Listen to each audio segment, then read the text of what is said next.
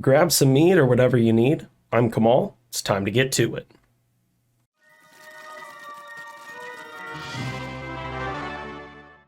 So we have some updates today to the Diablo 2 2.4, Diablo 2 Resurrected 2.4 PTR. We have a balance update. We're going to go over that update, see what's changed, and then we are going to check the balancing, see how strong or not strong the Holy Fire build still is. This is one of the builds that I have said, I think it's the only build that I said would likely be dialed down a bit because it seemed just a little bit too overpowered. I know that I've had some pushback on that, and that's fine. But it really was too strong, just a little bit too strong. The ability to just walk into a room and everything died, it was just dialed up a bit too high, and I believe that the devs have noticed that, and so they have dialed it back down. But let's read through and see what all has been changed, what all has been updated with the PTR. Obviously, this is not a final build. More things will be changing, but let's go through it. Like, share, comment, subscribe, all that fun stuff. So the red is going to be the updates.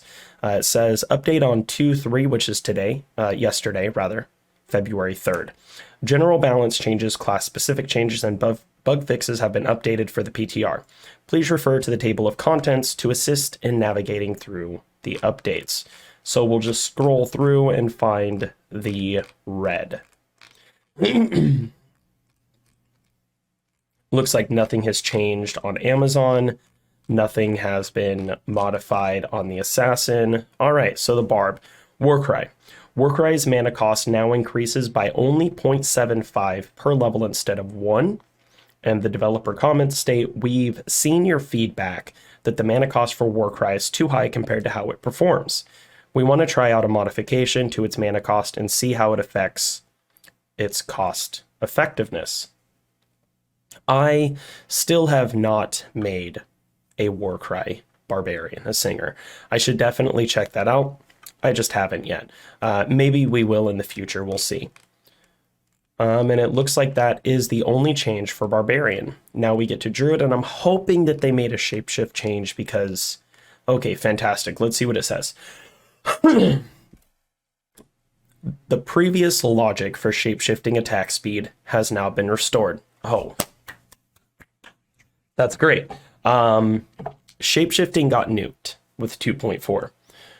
In the 2.4 PTR, shapeshifting has felt horrible. It's felt really bad, and it looks like they've realized that. They took a build that was, I wouldn't say was overpowered by any means, but was definitely usable. It was one of the few builds that you were able to effectively do Ubers with, and they kind of nuked it into the ground.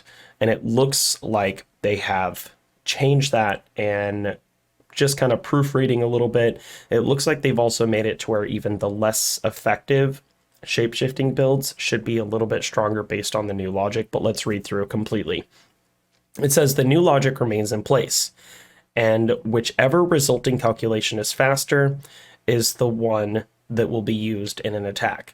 So whether the old logic for attack speed or the new logic for attack speed is faster, that's the one that they're going to implement.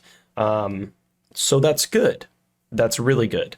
It says on the developer comments, it was not our intent to nerf Werebear and Werewolf as a result of our changes to attack speed.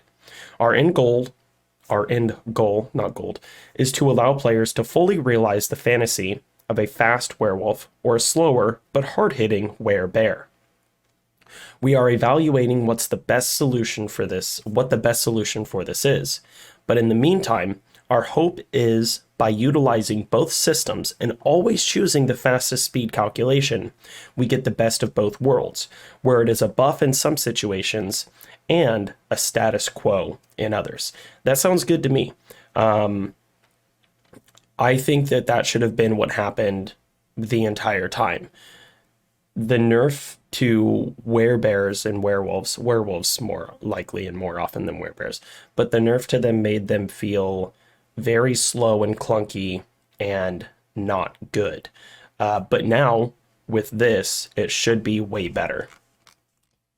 Let's see, any other changes? Ravens. Interesting. I still haven't played around with the summoning because honestly, the fact that you can only have one wolf or bear, it just doesn't feel good. Number of hits per raven reduced from 12 to 5. Number of hits per raven reduced from 12 to 5 and no longer increases per level.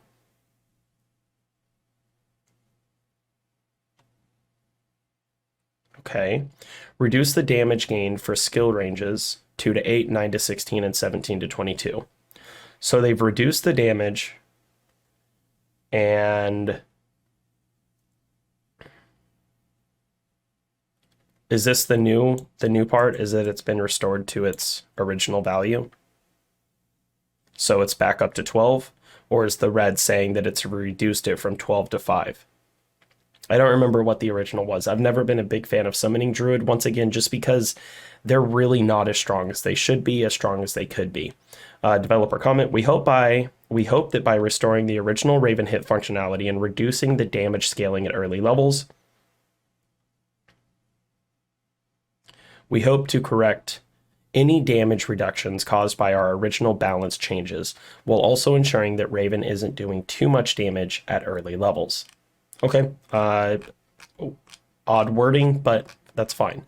Looks like no new changes to Necromancer either. Paladin. Okay, the scaling damage on all of them has been removed, and it looks like the damage level scaling from 90% has been reduced to 70%. So that's not too big, but it's just a little icing off the cake. And the resist fire synergy has been taken back to 18% instead of the 24%, which I think should be fine. I know that there's a lot of people that don't feel like this build was that overpowered, and okay, we can disagree on that. That's completely fine. I think that the ability just to stand there and everything that comes near you just kind of gets nuked. It was a little bit too strong for this style of game. It's still strong, it feels like. It seems like it's still going to be strong, just not as overpowered as it was. It made the Holy Lightning, the Holy Shock build that used to be like the stand there and do nothing build that was pretty fun. It made it feel almost useless to invest into. So I think that's good. And once again, the area damage where it scaled from 100% damage to 200% damage has been removed. That was a cool little thing that they added, but we'll see what happens. And they did the same thing with Sanctuary, removing the scaling damage. The developer comment said, we felt the original changes to Holy Fire made it too strong at higher levels. Additionally, the new area damage scaling on these auras had greater benefits than we originally intended. We are removing them for now. So they'll probably do some balancing adjustment, further testing. We'll see if they bring it back. I do think that the double damage based on how far away they were made it way too strong. You could walk into an area and the enemies that weren't close to you would be one-shot nuked. I mean, you were killing things off the screen, and that's even with, you know, the 1080p where the screen is bigger than it was originally, which means if you were playing on normal Diablo, Diablo 2 Lord of Destruction with these new changes, it would have been even even further, like, just more overpowered. It says, we also saw that Holy Fire should scale better at higher levels to be consistent with general... Oh, never mind. That's the old one. So they took away, we wanted to add more potential to the AoE damage auras. So that's fine. We'll see what happens when they bring it back. Let's see here. Oh, we got some changes to Hydra. You can now spawn multiple Hydras on controller when holding the button down. Okay. And they've restored the synergies to the original value. Now, I thought that Hydra felt good. It didn't feel quite as overpowered as Holy Fire, but Hydra did still feel pretty good. I don't know how well it's going to feel with this change going back to how it was, but we'll see. We'll just have to see. All right, and it looks like that's all the class changes. Let's see what else we have. We'll kind of scroll through here, find the red. Gameplay. Developer comments, we are looking at player feedback concerning throw barbarians and are discussing potential options. In the meantime, increasing thrown item quantity across the board seems like a reasonable quality of life change. Arrow and bolt maximum increased to 500. That's pretty good. And then thrown weapon quantity has been increased by 50%. Okay, that seems fine. That seems fair. It seems like a nice little additional buff. It's definitely going to make Titans feel a little bit better, in my opinion. And then bug fixes. We fixed an issue where Cloak of Shadows defense calculation was incorrect. All right, so that's all the changes that we have for this. The big thing, in my opinion, is the Holy Fire one. I've been saying in each of my videos that I make about Holy Fire that I believe that they're going to be scaling it down because it seemed a little bit too overpowered. And it seems like I was correct on that. So we'll see what happens in the future. Let's go ahead and let's drop Chrome and let's kill some cows. This is the same Holy Fire build that I was using a while ago. You see the damage has gone down a bit. And gear-wise, we've got Hodge, Dragon, Gore Riders, BKs, Arachnids, Drax, Harlequin Crest, Maras. It's all the same. And then on our Mercenary, which is a little bit different, we have a Lightning Merc for the static field. Dream, Dragon, Hodge. So let's see how we do against cows. Like I said, I believe this will still be pretty strong. Yeah, it still feels incredibly strong. So even with the nerf that they're doing to this, it's still able to, you know, essentially nuke a room without much playing, but it's not one-shotting everything like it was before. Once again, I know that there's people that disagree with me on this build needing to be nerfed or being as strong as it is, and that's fine. You know, we're allowed to have differing opinions. We're allowed to have our own I guess just opinion on how it feels. For me personally, it feels better. It still feels a bit too strong. I think Diablo is one of those games that it's supposed to be a bit harder than this. Now, granted, this is a very expensive build, but it's still, I mean, almost all the in-game builds are very expensive in this game, and yet this is one of the only builds that's able to just run around and everything gets nuked. Now, you could say a similar thing about the Holy Shock build or like the Holy Shock Sorceress build, you know, the Double Dream Sorceress build. But it's still not quite as strong as this one is. So it still feels fine. Oh, I forgot to turn my game sound back on. I'm sure you want to hear the mooing of the dying cows. So it still feels good. It still feels fine. Does it feel as overpowered as it did before? Almost. The nerf to it wasn't even really that great of a nerf. Now, obviously, if you went into Players 8, it would be higher. But I don't play single player unless I'm doing like build videos while using Hero Quest to set up a build. So that you're going to have to go to somebody else for.